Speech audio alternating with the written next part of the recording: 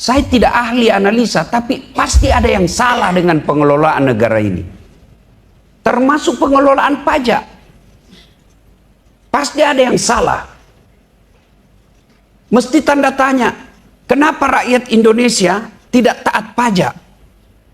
Kenapa Singapura rakyatnya taat pajak? Nggak usah Singapura, Malaysia, kenapa mereka taat rakyatnya pajak? Mereka tidak pernah teriak soal pajak. Kenapa kita ini berontak soal pajak? Rasa-rasanya pajak ini menjadi beban buat kita. Singapura tidak, padahal pajaknya lebih tinggi. Ini mesti jadi pertanyaan. Apa sebabnya? Tidak amanah. Itu keteladanan Rasul amanah, Pak. Profesionalisme itu amanah. Kita membayangkan, saya pribadi tidak tahu orang lain dan saya yakin begitu. Kita membayangkan semua pegawai pajak yang punya medsos, dia share itu pajaknya. Punya Instagram, dia share ini loh pembayaran pajak saya tahun ini. Coba itu dilakukan, Pak. Pasti kita plong. Oh, yang ada di benak kita, kita disuruh bayar pajak, dia belum tentu bayar pajak. Jangan marah, Pak ya. Siapa suruh undang saya? Saya mohon maaf Pak ya, agak gas-gas ini sekarang ceramah saya ini. Sama juga kalau datang kita ditagih pajak, kayak kita ini tersangka. Mauku saya itu petugas pajak, jangan kau anggap kita ini teroris. Senyumlah, datanglah ke kantor kita senyum, jangan ancam pasal-pasal. Coba lihat, kurang apa negara kita ini kayanya? Bandingkan Bapak Ibu yang pernah ke Saudi, lihat itu Saudi Arabia. Apa kelebihannya itu Saudi? Gunungnya aja coklat, Pak. Nggak ada rumputnya itu gunungnya. Bapak naik kereta atau naik mobil, dari Makkah ke Madinah, ke Jeddah, kiri kanan padang pasir, Pak. Nggak ada padang rumput. Gersang, panasnya kalau panas itu kalau Bapak pakai sandal jepit, putus itu sandal jepit kalau panasnya. Kalau dingin dimatikan AC, ditutup, masih sudah lapis-lapis, masih dingin, Pak. Bahasanya cuma satu, bahasa Arab. Sukunya cuma satu, Arab. Tapi pajaknya kecil. Tidak ada orang Arab datang menjadi TKI di Indonesia. Tidak ada negara Arab Saudi, minjam duit dari Indonesia. Tapi lihat negara kita ini, Pak. Kayanya luar biasa. Sawit ada, nikel ada, emas ada, batu bara ada, pasir banyak. Pasirnya aja dibeli sama Singapura. Air Singapura beli dari kita. Jandanya banyak. Penduduknya banyak. Tapi kok kita rasanya tidak bisa menikmati syariat. Tidak bisa menikmati kekayaan alam kita. Saya tidak ahli analisa, tapi pasti ada yang salah dengan pengelolaan negara ini. Termasuk pengelolaan pajak. Pasti ada yang salah. Mesti tanda tanya, kenapa rakyat Indonesia tidak taat pajak? Kenapa Singapura rakyatnya taat pajak? Nggak usah Singapura, Malaysia, kenapa mereka taat rakyatnya pajak? Mereka tidak pernah teriak soal pajak. Kenapa kita ini berontak soal pajak? Rasa-rasanya pajak ini menjadi beban buat kita. Singapura tidak, padahal pajaknya lebih tinggi. Ini mesti jadi pertanyaan. Apa sebabnya? Tidak amanah. Itu keteladanan Rasul amanah, Pak. Profesionalisme itu amanah. Kita membayangkan, saya pribadi tidak tahu orang lain dan saya yakin begitu. Kita membayangkan semua pegawai pajak yang punya medsos, dia share itu pajaknya. Punya Instagram, dia share ini loh pembayaran pajak saya tahun ini. Coba itu dilakukan, Pak. pasti kita plong. Oh, yang ada di benak kita, kita disuruh bayar pajak, dia belum tentu bayar pajak. Jangan marah Pak ya. Siapa suruh undang saya? Saya tadi juga panitia diminta, Ustadz kalau boleh minta video himbauan bayar pajak. Kau bilang, kau mau suruh saya dibully? Kamu aja ndak berani, apalagi saya.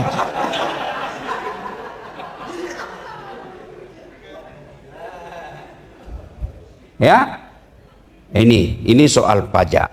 Ya, mari kita lihat soal Maulid. Kenapa dikatakan laqad kana lakum? Kenapa Allah katakan teladani Nabi? Kenapa Nabi diteladani? Pertama, karena Nabi manusia biasa. Pak, kalau ayam disuruh ngembek, boleh enggak? Ayam disuruh bunyi mbek, yang nyuruh pasti bego. Ayam yang ngokok. Mbek kambing. Artinya manusia Muhammad disuruh kita teladani, wajar. Kenapa? Dia manusia. Kalau kita disuruh teladani malaikat, tidak mungkin. Kenapa? Malaikat tidak perlu nafsu. Malaikat tidak senang perempuan. Kita Pak, satu aja tidak cukup. Malaikat tidak makan. Kita puasa aja 30 hari banyak yang belum. Malaikat tidak tidur. Jadi kalau Nabi diminta dicontoh, Allah minta non-contoh karena Nabi manusia biasa. Berarti pasti mampu kita contoh. Apanya yang kita contoh? Pertama, akhlaknya. Kenapa Nabi mampu mengubah dari masyarakat jahiliyah menjadi masyarakat madani? Bapak tahu namanya masyarakat jahiliyah, Ibu? Ibu-ibu tahu namanya masyarakat jahiliyah? Itu masyarakat jahiliyah bukan soal waktu, Pak. Masyarakat jahiliyah itu bukan soal 1400 tahun yang lalu, tapi karakter, sifat. Biar dia hidup di luar 25 tapi dia punya sifat jahiliyah, dia masyarakat jahiliyah. Apa masyarakat jahiliyah karakternya? Satu, sombong. Itu sombong. Apa itu sombong? Pakai barang mahal? Belum tentu. Pakai barang mewah? Belum tentu. Bapak punya emas, punya berlian, Allah kasih rezeki, silakan. Tapi kapan Bapak sombong?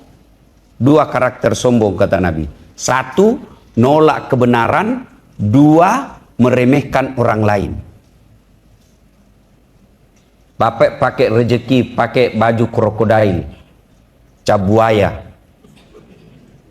Katanya kalau palsu, buayanya menghadap ke dalam. Kalau asli menghadap keluar apa? Kepalanya, buaya darat. Harga 4 juta. Sombong? Belum tentu, itu rezekinya Bapak. Tapi kapan Bapak sombong? Meremehkan bajunya orang. Mau kau pakai itu nih? Padahal cakar itu. Sombong, meremehkan orang lain. Yang kedua, menolak kebenaran. Siapa itu anak? Baru masuk 2 tahun, sudah mau ajar-ajar saya. Saya ini sudah 10 tahun, tahu apa dia? Bapak betul 10 tahun, tapi otaknya Pentium 1. Lambat loading. Sudah Pak, tinggal diketik. Belum sudah namanya itu. Sudah tapi belum. Apa saya bingung biasa. Sudah Pak, tinggal di print. Belum sudah namanya itu. Itu otak-otak yang masih betul kok 30 tahun kerja tapi otakmu masih seperti ini.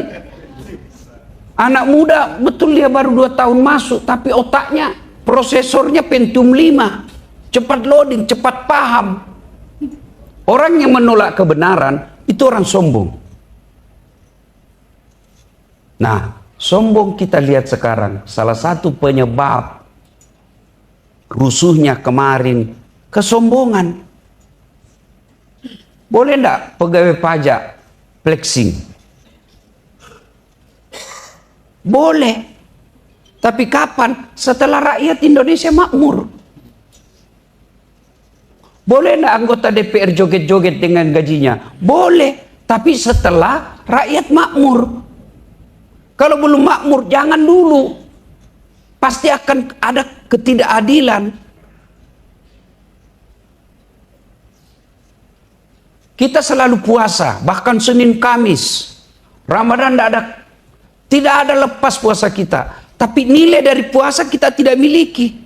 Apa itu nilai puasa? Nahan diri. Boleh tidak pegawai pajak pakai barang mahal mewah? Boleh, tapi tidak pada tempatnya. Kita harus tahan diri.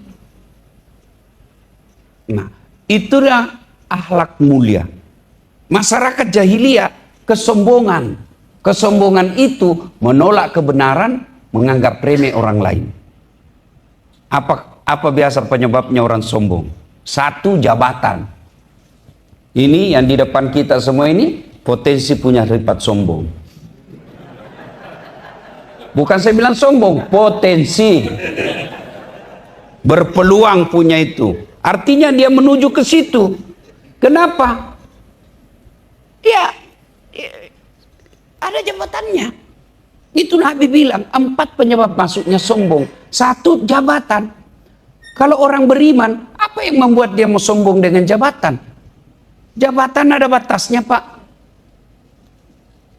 Kita jadi kanwil bukan karena kita hebat, tapi karena dipilih sama menteri. Biar kau hebat, kalau menterimu tidak senang kok. Wabillahi taufiq wal hidayah. Ya kan? Nah, Bapak Ibu saudara-saudara sekalian, mau sombong dengan jabatan yang kita miliki, kanwil, berapa lama? 2-3 tahun. Ada batasnya, ada pensiun. Biar kau cerdas bagaimana sih bahwa saatnya pensiun. Wassalam. Dengan senang hati apa boleh buat, Pak? Bapak harus tinggalkan ini ruangan.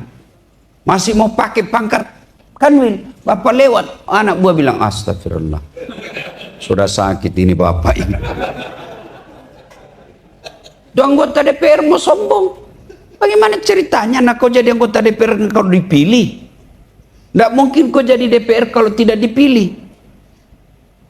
Orang protes. Kenapa orang joget-joget anggota DPR? Bagi saya orang berilmu dan paham, saya anggap lazim, wajar. Kenapa? Memang dia artis. Siapa suruh kau pilih artis? Ya artis ya dia joget lah. Memang kerjanya sebelumnya tukang joget. Ada orang cerdas, ada. Nggak kau pilih. Kenapa? Karena warna biru.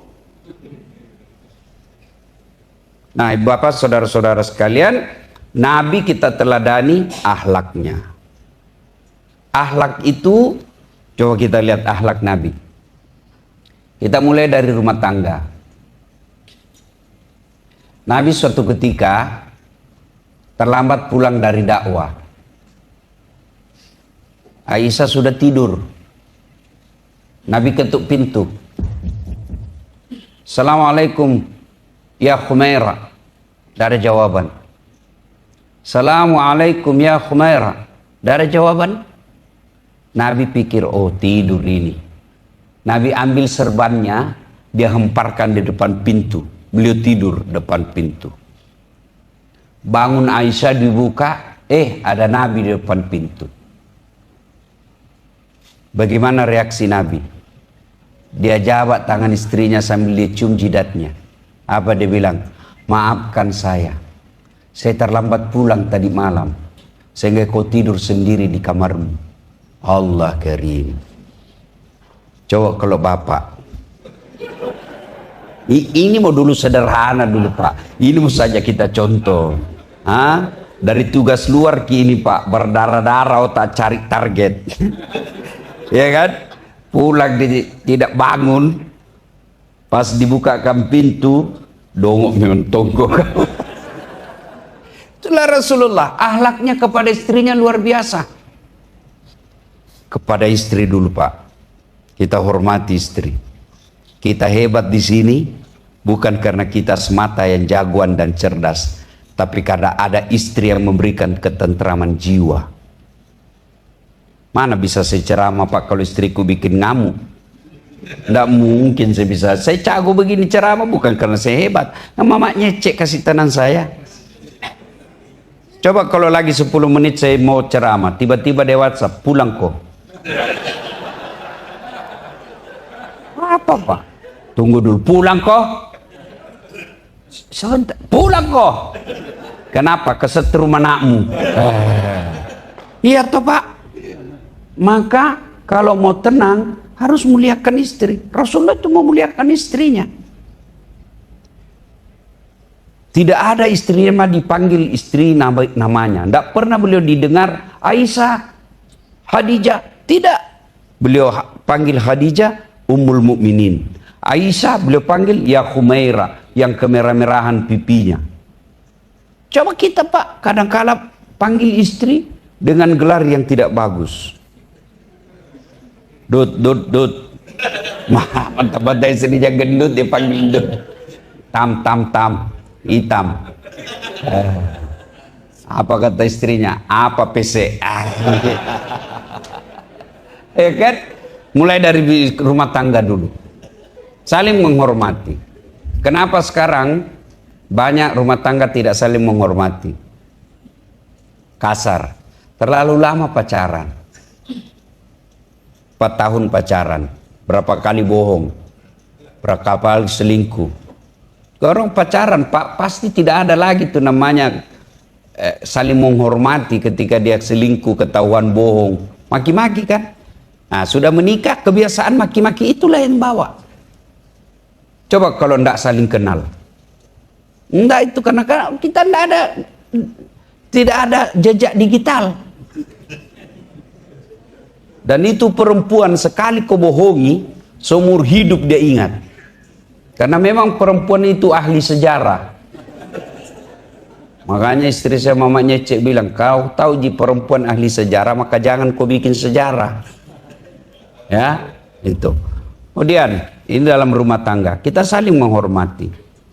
Tidak ada susahnya bagi Allah untuk mewafatkan Rasulullah dalam keadaan tawaf. Ya kan? Tidak ada susah bagi Allah mencabut rohnya Rasulullah dalam keadaan sujud sholat. Tidak ada susahnya bagi Allah mewafatkan Nabi dalam keadaan puasa. Ya kan? Tapi apakah Nabi dalam keadaan sholat? Tidak. Apakah dalam keadaan tawaf? Tidak. Apakah dalam keadaan sujud? Tidak. Apakah dalam keadaan puasa? Tidak. Tapi apa? Di pangkuan istrinya. Itu maknanya bahwa ibadah yang paling lama 24 jam rumah tangga. Kalau sholat 5 kali, itu kalau syukur, kalau ada tambah-tambahnya sunnah. Berarti kecil peluang wafat dalam keadaan sholat. 5 kali sehari. Haji, untung sudah kalau kita sudah haji 1 kali. Artinya makin tipis lagi peluang. Puasa, paling Ramadan.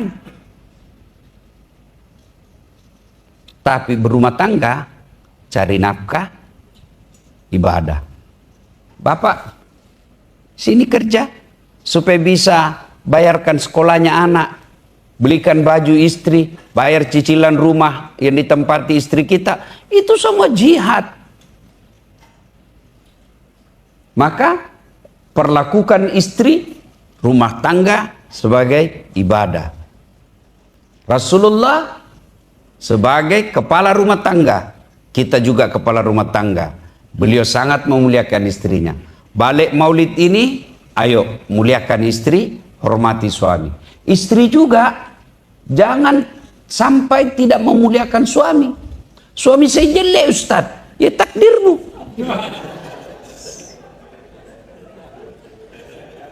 Kenapa dia jelek? Allah Maha tahu. Karena kalau dia gagah, malu jalan sama ibu. Kenapa? Karena ibu juga jelek.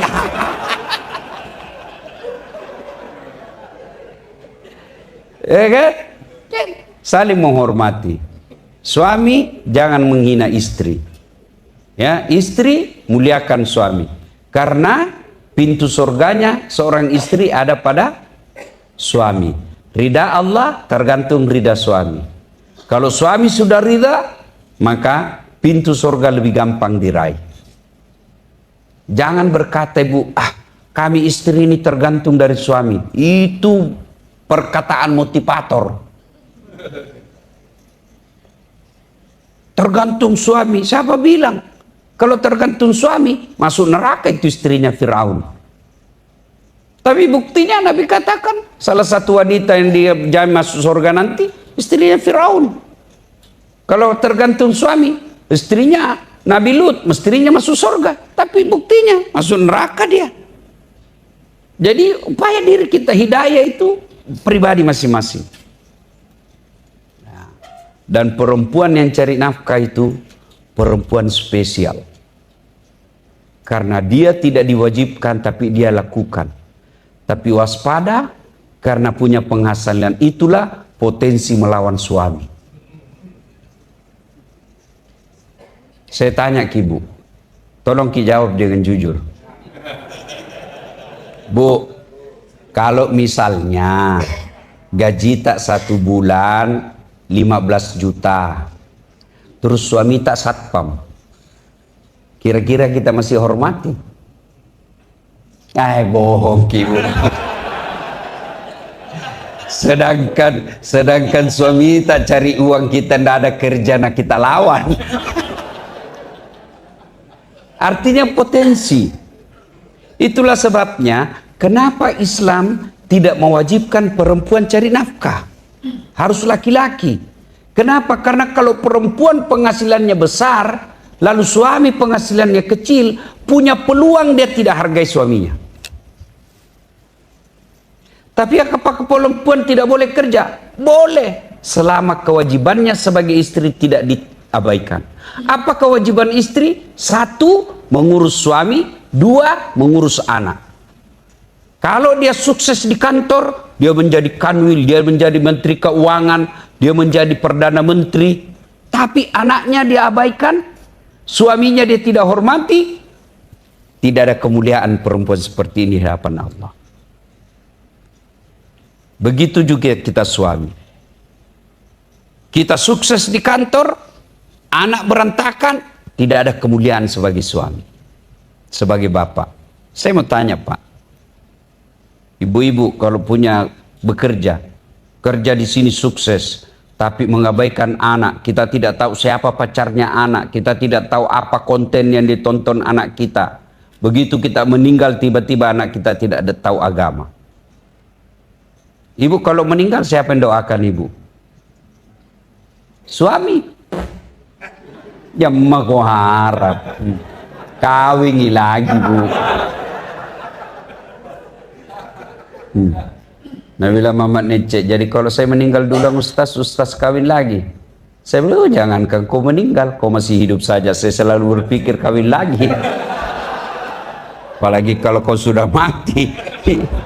Ya kan? Nah, disinilah jangan sampai pekerjaan kita kejar target lalu melupakan mendidik anak dan mendidik istri. Karena semua pasti bapak tinggal. Pasti ditinggal Pak. Kita perlu anak yang baik. Dan anak yang baik, dengar kata Nabi. Tidak mungkin anak kita berpikir yang baik kalau selalu dia makan barang haram. Tidak mungkin. Ya. Kata Nabi, jangan kau selalu memberikan anakmu makanan haram supaya dia juga tidak berpikir yang haram-haram. Ya, itu dalam rumah tangga. Yang kedua, sikap Nabi dalam bekerja. Sangat profesional. Penegakan hukum misalnya. Itu akan terkenal. Nabi panggil Fatimah, Fatimah, jangan kau berpikir sebagai anak Nabi kau dapat dispensasi. Tidak. Kalau ada pelanggaran, ada hukum, kita dulu yang laksanakan. Muhammad dan keluarganya dulu laksanakan. Kalau anaknya Muhammad melanggar, saya hukum 2 kali lipat. Luar biasa, itu profesional. Dakwah. Sebagai dai, Nabi kita tidak pernah dengar menyinggung orang. Jadi maka saya heran kalau ada orang pendakwah maki-maki orang. Tidak masuk akal saya. Apalagi hanya berbeda pendapat lalu dikafirkan kita. Ada begitu, ada. Saya aja dituduh Ustadz tidak sunnah. Di Facebook kan saya dapat Ustadz sunnah. Saya cari namaku, tidak ada.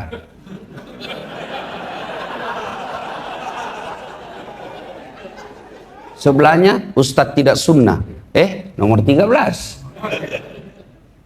Saya tanya adminnya, kenapa kau bilang saya itu Ustadz tidak sunnah? Dia bilang, buktinya kau bicara sunnah-sunnah dalam maulid, kau tidak pelihara sunnah. Mana? Kau tidak pelihara jenggot? Mau diapa kalau tidak mau tumbuh? Hanya dibilang Ustadz sunnah itu yang pelihara jenggot, yang celananya jingkrang. Kalau tidak jingkrang dibilang tidak sunnah. Kau saja definisi sunnah saja aku sudah salah. Ini yang mengklaim-klaim dirinya kajian-kajian sunnah, dia bilang definisi sunnah saja aku sudah salah. Apa itu sunnah? Anjuran. Berarti boleh tidak dilakukan. Ini sunnah dianggap wajib. Itu sudah keliru dari segi definisi. Boleh kau jingkran silakan, tapi jangan kau anggap yang tidak jingkran tidak sunnah. Banyak sunnah yang lain. Pelihara jenggot silakan kalau mau, tapi yang tidak mau pelihara jenggot jangan juga kau bilang tidak sunnah. Saya sepakat dengan Gus Dur, berislam itu tidak mengganti saya menjadi anak. Berislam itu tidak mengganti maaf menjadi afwan. Ya ukhti, afwan. Coba masih ingat kisah Taif. Dilempari Pak, tang malaikat Jibril, ya Muhammad, sudah keterlaluan ini orang-orang Taif. Saya diperintah Allah untuk menghancurkan mereka. Kau berdoa saja, saya angkat ini gunung Taif, saya hancurkan mereka. Coba kalau saya datang, udah saat terlewat-lewat ini orang, bagaimana? Ratakan. Tidak. Apa kata Nabi? Jangan Jibril. Kalau Allah mau mendengar doaku, saya berdoa. Mereka begitu karena dia tidak tahu apa saya bawakan mereka. Kalau Allah mendengar doa saya, ya Allah berikan mereka hidayah. Kalau bukan mereka yang beriman, anaknya nanti. Kalau bukan anaknya, cucunya. Terbukti doa Rasulullah terkabul. Di Taif sekarang tidak ada satupun manusia yang tidak beriman kepada Nabi. Itulah dakwah, profesional dalam dakwah. Dalam cari nafkah, Allah karim. Nabi tidak pernah sangka buruk kepada Allah. Kita cari nafkah sangka buruk. Jangan bersedekah. Kenapa? Bagaimana nanti? Bagaimana nanti? Itu orang sangka buruk terhadap rezeki Allah. Datang penyumbang bengkok muka tak. Saya berharap mudah-mudahan ini sampai ke telinga menteri. Seperti di Australia. Saya baru-baru pulang di Australia ceramah. Ternyata mereka kalau bayar pajak, ada laporan Pak, masuk ke emailnya mereka, pajak yang kita bayar itu dikemanakan. Kawan saya yang kerja di sana dikasih lihat, ini pajak saya, ini email balasannya, pajak saya ke sini, ke sini. Jadi dia plong. Mudah-mudahan suatu waktu kita juga di Indonesia mampu lakukan hal seperti ini. Kita harus terus tidak boleh bersangka buruk, berbaik sangka terus. Negara kita mudah-mudahan suatu saat menjadi lebih bagus lagi. Nah, Bapak Ibu saudara-saudara sekalian, nah, soal cari nafkah, jangan pernah menunda sedekah karena tidak percaya rezeki Allah. Ada rezeki Allah. Jangankan kita, selalu saya kasih istilah, tahu bapak-bapak tahu cicak. Tahu cicak? Apa dimakan itu cicak Pak? Tidak masuk akal toh. Cicak di dinding nyamuk keliaran. Di mana ketemu? Nah, tidak ada bandaranya. Iya toh? Tapi Allah Maha Raya. Ibrahim ketika disuruh dakwah kok Ibrahim? Siapa kasih makan anakku? Banyak anakku. Kau boleh itu batu. Belah lagi, belah lagi. Itu ada ulat toh. Kau lihat itu ulat. Lembut, bisa hidup dalam batu yang sangat keras. Siapa yang jamin rezekinya? Saya Tuhanmu yang maha kaya. Padahal itu ulat, tidak ada kakinya, tidak sarjana. Itu, apalagi kita. Maka keliru bapak-bapak yang punya gaji di atas 7 juta per bulan tapi tidak pernah bayar zakat sedekah. Karena sangka buruk kepada Allah. Begitu juga. Kalau saya, ya saya bayar pajak. Saya bayar pajak. Ya.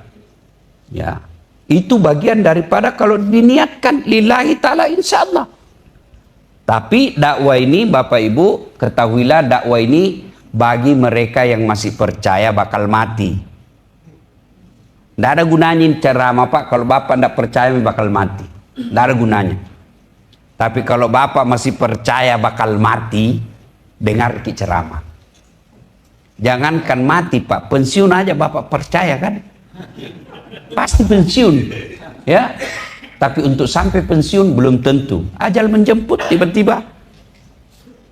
Ya.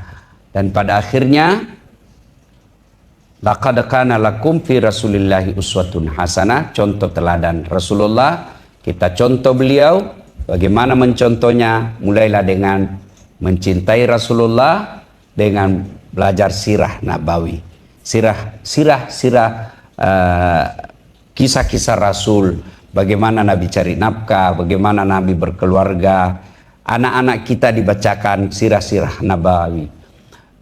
Bagaimana ibu-ibu, anak-anak kita jangan sampai lebih cinta kepada K-pop, lebih percaya kepada Ipin Upin, lebih percaya kepada Sailor Moon, apakah semua itu, film-filmnya itu Jepang, daripada kisah-kisah Nabi. Ya, apalagi si Shinchan, dilempar gurunya, astagfirullah. Bapak, saudara-saudara sekalian, ini saja tausiah kita. Terima kasih atas undangannya. Saya lihat ada sesi tanya jawab. Kalau ada yang mau menjawab, boleh juga saya yang bertanya. Demikian, mudah-mudahan ada manfaat. Terima kasih. Ada yang mau bertanya Bapak Ibu? Silakan. Peserta menghayati sekali Pak. Ya, oke. Saya ingin pesan terakhir sekali bahwa pekerjaan kita ini pasti ada tanggung jawabnya. Pasti. Bapak masih ingat kisahnya Umar bin Khattab yang kemudian menangis di malam hari, lalu ditanya, kenapa kau menangis Amirul Mukminin? Bagaimana tidak? Saya tahu nanti bagaimana saya mempertanggungjawabkan jawaban saya. Ada onta yang kepleset. Onta yang kepleset karena jalan jelek. Bagaimana saya menjawab di hadapan Allah nanti? Itu baru onta terpleset Pak. Bagaimana kita yang jalan hertasning? Ya kan? Bagaimana bapak-bapak yang melayani? Supaya motivasi ini Pak melayani pembayar pajak dengan baik. Jangan selalu berpikir mereka wajib bayar pajak. Tapi kita selalu berpikir mereka adalah investor. Jangan mereka kita pikir sebagai objek pajak. Tapi kita anggaplah mereka sebagai ladang amal. Saya mengajar di Unhas, kalau lihat mahasiswa Pak, menjengkelkan Pak. Kalau kita dulu kan kita tunggu itu dosen. Kalau kita mau tanda tangan KRS, sudah salat subuh kita datang ke Jalan Sunuk komplek dosen Unhas, tunggui sudah salat subuh, keluar baru. Sekarang Pak dia ngatur waktu. Jam berapa Ustadz ke kampus? Jam 10 Dek. Bisa menunggu sedikit Pak Ustadz? Coba. Menjengkelkan Pak. Ya, belum lagi kalau kita sudah kasih nilai, kenapa bisa nilaiku begini, temanku tidak begitu Pak. Kalau dilihat sikapnya menjengkelkan. Saya berpikir, kalau saya mau masa bodoh, kau mau pintar, mau lulus tidak, aku kasih tidak lulus kau saja. Tidak ada urusan, gajiku tetap jalan, pangkatku tetap naik. Kau mau bodoh atau cerdas tidak. Tapi saya selalu memberi nasihat. Karena saya pikir ada saja satu kelas ini menjadi orang baik, dia akan menjadi amal jariah buat saya. Nah, kalau ini kita pikir Pak, kalau kita bekerja cari pajak ini supaya negara bangun jembatan, supaya selama jembatan bagus, orang bisa pergi dakwah, orang pergi berjamaah, orang pergi silaturahmi baik jalannya gara-gara kita berhasil menjalankan menggunakan pajak dengan sebaik-baiknya, Bapak jadi amal jariah. Tapi kalau kapan Bapak berpikir bagaimana supaya saya dapat, Bapak memang dapat. Allah katakan siapa yang mendaki dunia saya kasih kok. Saya mau menghadapi akhirat saya kasih kok. Saya mendaki dua-duanya saya kasih. Jadi kalau Bapak memikir, saya bisa atur ini Pak. Sebenarnya ini Pak 10 juta. Bisa jadi atur. Bapak dapat itu yang Bapak atur. Tapi percaya tidak akan berkah.